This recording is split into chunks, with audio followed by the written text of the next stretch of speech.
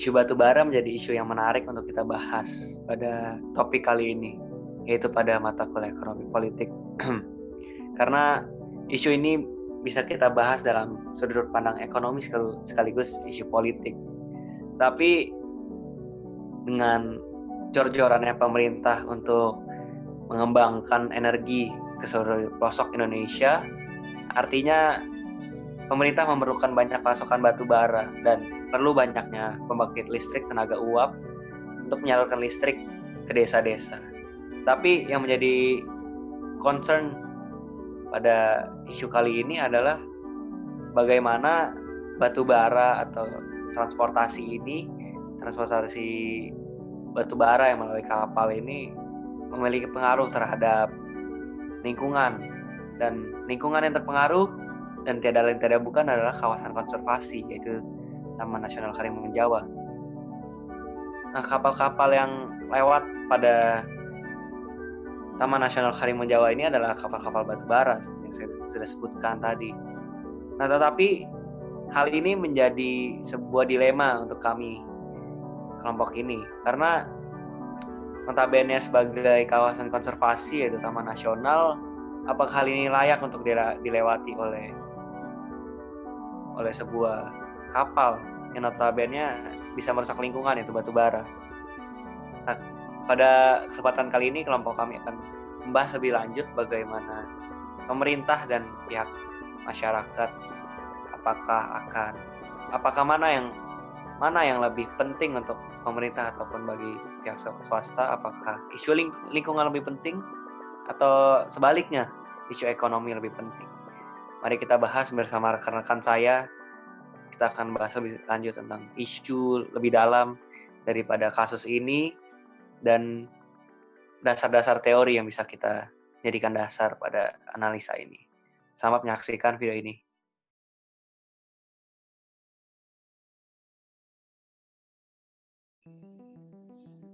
Dari kasus di atas, kita membutuhkan teori untuk memecahkan permasalahan tersebut.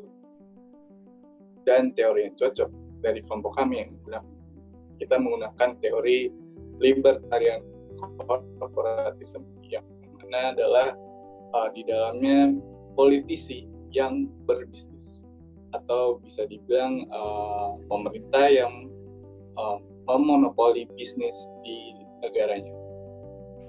Dan kenapa kita menggunakan teori ini? Karena kita lihat contoh kasus di atas, yang mana adalah tidak ada sanksi yang diberikan oleh pemerintah kepada perusak terumbu karang yang berada di Taman Nasional Karimun Jawa, yang mana itu memiliki dampak terhadap ekonomi maupun politik terhadap Indonesia, yang mana ekonominya adalah dari rusaknya terumbu karang tersebut itu dapat menurunkan daya tarik wisatawan untuk datang ke kawasan Taman Nasional Karimun Jawa, yang mana kita tahu itu merupakan daya pikat yang cukup menarik untuk didatangi oleh para wisatawan maupun mancanegara maupun dalam negara. Dan yang kedua, kenapa teori ini sangat cocok pada contoh kasus di atas? Kita tahu dari tadi yang saya bahas, tidak ada sanksi yang diberikan pemerintah kepada pemilik perusahaan batubara, yang mana perusahaan tersebut adalah milik swasta. Akan tetapi pemilik dari perusahaan tersebut adalah pemerintah, yang mana sekarang dimiliki oleh Pak Luhut Binsar Panjaitan yang menjabat sebagai Menteri dalam Kabinet Indonesia Maju 2019-2024. Yes, itu merupakan penjelasan dari teori kelompok kami.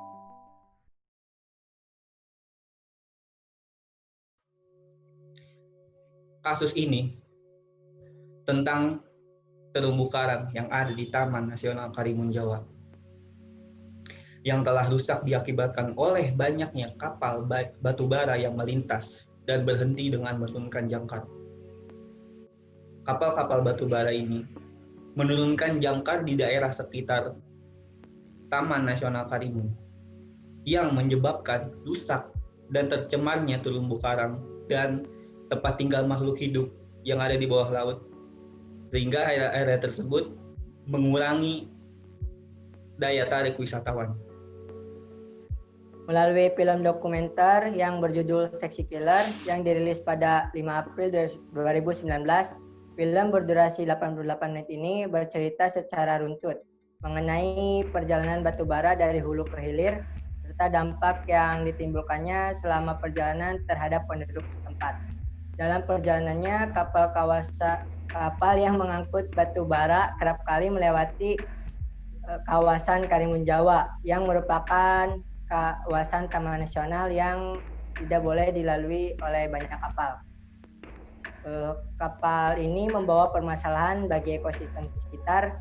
Jangkar kapal yang sering kali tertambat pada terumbu karang yang menyebabkan rusaknya pada bagian terumbu karang yang merupakan ekosistem dari Karimun Jawa.